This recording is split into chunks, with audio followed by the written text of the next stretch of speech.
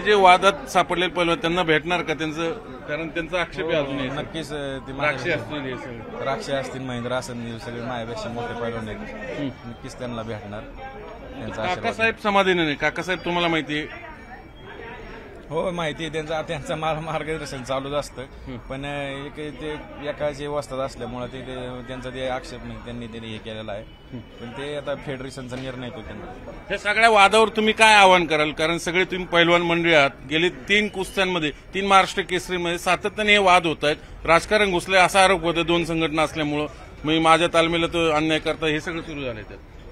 ह्याच्यावर काय सर मला बोलणं नाही येणार, कारण का मी माझ्यावर पण मागच्या वेळेस असंच झालं होतं, असं काय बोलू शकत नाही. फक्त आपला हार हे आपल्याला स्वीकारता आला पाहिजे आणि पुढचा विजय आपलाच असतो. आता तुम्ही सांगितलं तुमच्यासोबत काय झालं होतं?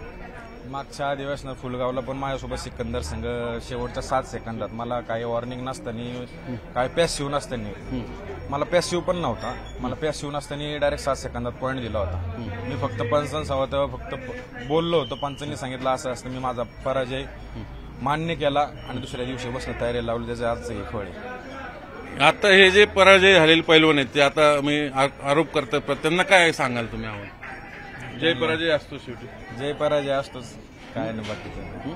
माझ्यापेक्षा सगळे मोठेच आहेत, सगळ्यांना माहितीच आहे कसं कसं काय करायचं काय.